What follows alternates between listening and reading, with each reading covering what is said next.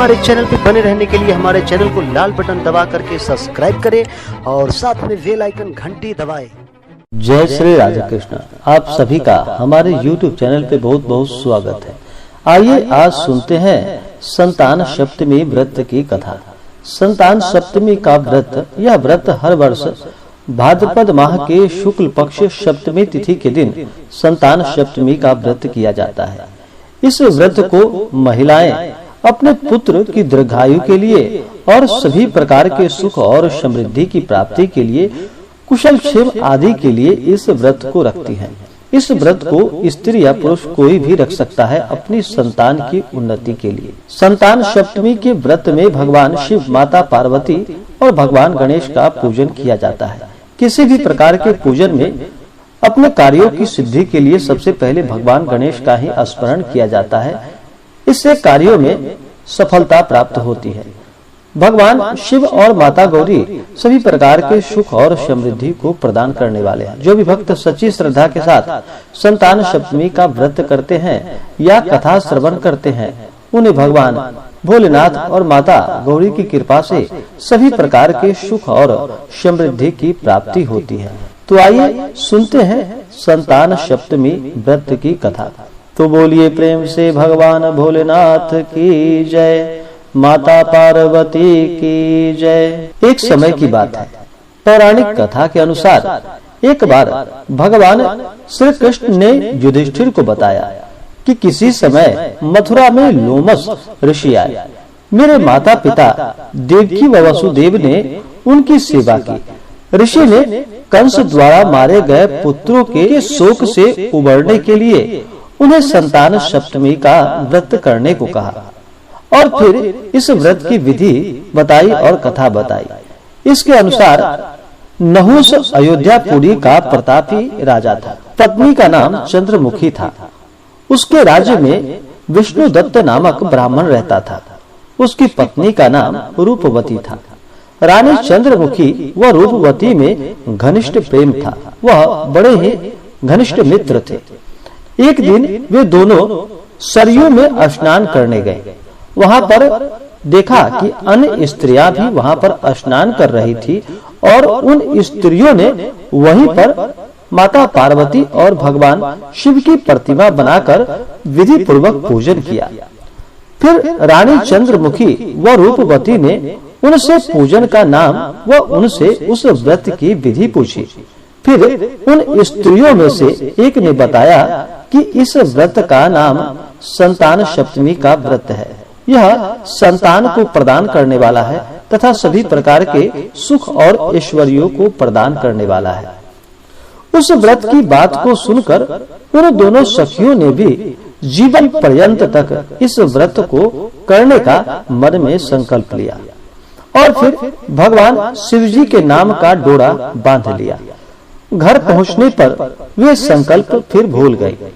अंततः मृत्यु के पश्चात रानी वानरी व ब्राह्मणी मुर्गी की योनि में जन्म दोनों को लेना पड़ा। कालांतर में दोनों पशु योनि को छोड़कर फिर से पुनः मनुष्य योनि में आए। इस बार चंद्रमुखी मथुरा के राजा पृथ्वीनाथ की रानी व रूपवती ने फिर ब्राह्मण के घर जन्म लिया। इस जन्म में रानी ईश्वरी व ब्राह्मणी का नाम भूषणा रखा। भूषणा का विवाह राजपुरोहित अग्निमुखी के साथ हुआ। इस जन्म में भी दोनों में बड़ा प्रेम हो गया। व्रत भूलने के कारण ही रानी इस जन्म में भी संतान सुख से वंचित रही। भूषणा ने व्रत को याद रखा, इसलिए उसके गर्भ से 8 सुंदर व स्वस्थ पुत्रों ने जन्म लिया। रानी ईश्वरी के पुत्र शोक की संवेदना के लिए एक दिन भूषणा उनसे मिलने के लिए गई।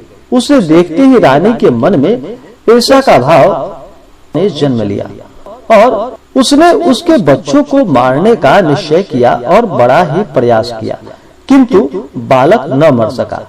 उसने भूषणा को बुलाकर सारी बातें बताई और फिर भूषणा से क्षमा याचना करके उससे उसका कारण पूछा कि तुम्हारे बच्चे मर क्यों नहीं पाए, ऐसा क्या कारण है। तो भूषणा ने उसे पूर्व जन्म की बात स्मरण करवाई और उसी के प्रभाव से आप मेरे पुत्रों को चाहकर भी न मरवा सकी। यह सुनकर रानी ईश्वरी ने भी विधि पूर्वक के साथ संतान सुख देने वाला यह मुक्ताभरण व्रत रखा। व्रत के प्रभाव से रानी पुनः गर्भवती हो गई और एक सुंदर बालक को जन्म दिया।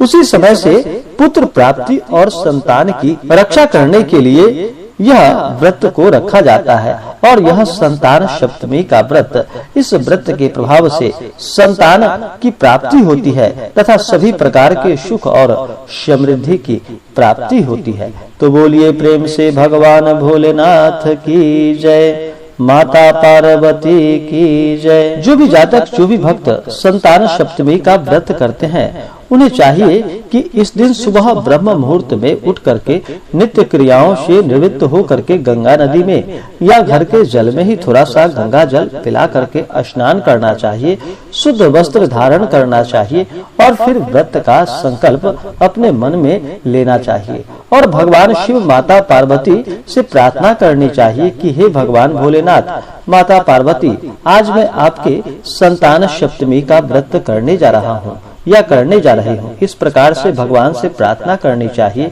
आपके मन में जो भी इच्छा हो, जो भी कामना हो, वह भगवान भोलेनाथ और माता पार्वती से कहनी चाहिए और फिर दिन भर व्रत उपवास रहते हुए इस व्रत को पूरे विधि विधान के साथ करना चाहिए। इससे सभी प्रकार के सुख और समृद्धि की प्राप्ति होती है। संतान सप्तमी का व्रत, इस व्रत को निराहार रहकर पूरे शुद्धता के साथ इस व्रत को किया जाता है और इस दिन विशेष करके भगवान शिव के पूजन के लिए एक अच्छा सा जगह ले, उस जगह को अच्छे से पवित्र करके वहाँ पे एक चौकी लगाए, चौकी पे लाल कपड़ा बिछा करके वहाँ पर भगवान शिव और माता पार्वती, भगवान गणेश का प्रतिमा या फोटो रख करके पूरे विधि विधान के साथ पूजन करे। कलश बिठा रहे हो तो कलश बिठाए और उसमें वरुण आदि का ध्यान करे और पूरे विधि विधान के साथ भगवान का पूजन करे। सबसे पहले तो भगवान गणेश का पूजन करे। भगवान गणेश सभी प्रकार के विघ्नों को हरने वाले हैं और सभी कार्यों को सिद्ध करने वाले हैं। तो सबसे पहले भगवान गणेश का स्मरण करे, भगवान गणेश का पूजन करे। भगवान गणेश को विशेष करके उनके ऊपर जल चढ़ाए, पंचामृत चढ़ाए, उन्हें शुद्ध गंगा जल से स्नान करवाए। भगवान गणेश को वस्त्र चढ़ाए, यज्ञोपवीत अर्पित करे। भगवान गणेश को दुर्वा दल अति प्रिय है तो उन्हें भगवान गणेश को दुर्वा दल चढ़ाए। उसके बाद भगवान गणेश को सिंदूर चढ़ाए, फिर अक्षत, चंदन, पुष्प, पुष्पों की माला भगवान गणेश को अर्पित करे। ध्यान रखें कि भगवान गणेश के ऊपर तुलसी पत्र नहीं चढ़ाया जाता और उनके भोग में भी तुलसी दल नहीं डाला जाता। उसके जगह पे वहाँ पे दूब डाले, दूब डाल करके भगवान को ही भोग लगाए। इसके बाद धूप और दीप दिखाए, अनेक प्रकार का नैवेद्य अपने सामर्थ्य के अनुसार अर्पित करे, द्रव्य दक्षिणा चढ़ाए, पुंगी फल आदि चढ़ाए। इसके बाद कलश आदि का पूजन करे। उसके बाद नवग्रह आदि इंद्रादि 10 दिक्पाल देवता का पूजन करे, फिर माता पार्वती का पूजन करे और भगवान भोलेनाथ का पूजन करे। भगवान भोलेनाथ ही एक ऐसे देव हैं जो कि थोड़े से जल से ही अपने भक्तों के ऊपर प्रसन्न हो जाते हैं और अपना कृपा बरसाते हैं। भगवान भोलेनाथ का जल से अभिषेक करे, माता पार्वती का भी जल से अभिषेक करे, पंचामृत चढ़ाए, शुद्ध गंगा जल अर्पित करे। उसके बाद वस्त्र अर्पित करे। माता को लाल वस्त्र चढ़ाए, भगवान शिव को सफेद वस्त्र चढ़ाए, भगवान शिव को यज्ञोपवीत अर्पित करे। माता को सभी प्रकार के श्रृंगार की वस्तुएं माता पार्वती को अर्पित करे। उसके बाद अक्षत, चंदन, पुष्प, पुष्पों की माला अर्पित करे। भगवान शिव को सफेद चंदन चढ़ाए, माता पार्वती को महिलाएं सिंदूर चढ़ाए और पुरुष माता पार्वती को चंदन चढ़ाए। उसके बाद भगवान शिव को बिलपत्र, भांग, धतूरा, शमी पत्र आदि अर्पित करे। माता को लाल पुष्प विशेष करके अर्पित करे। इसके बाद धूप और दीप दिखाएं, अनेक प्रकार का नैवेद्य अपने श्रद्धा और सामर्थ्य के अनुसार अर्पित करे। इस दिन विशेष करके भगवान और माता को गुड़ से बने हुए खीर व पूरी, 7 पुए या 7 मीठी पूरी बनानी चाहिए और उनको विशेष करके भोग लगाना चाहिए। इससे विशेष पुण्य फलों की प्राप्ति होती है। और इस दिन संतान की उन्नति के लिए पूजा करते समय सूती का डोरा या चांदी की संतान सप्तमी की चूड़ी हाथ में पहननी चाहिए। यह व्रत माता पिता दोनों संतान की कामना के लिए रखती हैं और इसको धारण माताएं करती हैं। महिलाएं इस कड़ा को पहनती है, इससे पुत्र को उन्नति की प्राप्ति होती है। संतान सप्तमी के व्रत में विशेष करके इस दिन दोपहर के समय में पूजन करना ही लाभदायक होता है। शुभ मुहूर्त और शुभ चौघड़िया के अनुसार भगवान का पूजन करे तो लाभकारी होता है। तो आशा करता हूँ कि यह जानकारी आपको अच्छा लगा हो।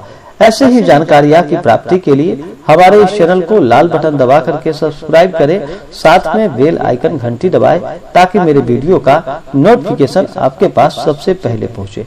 वीडियो को लाइक और अपने मित्रों तथा दोस्तों के साथ शेयर करें। सुखी रहें और स्वस्थ रहें। जय श्री राधे कृष्ण। धन्यवाद। आप सभी भक्तों के ऊपर भगवान भोलेनाथ, माता पार्वती और भगवान गणेश का कृपा सदैव बना रहे। सभी सदा स्वस्थ रहे और सदा खुशहाल रहे।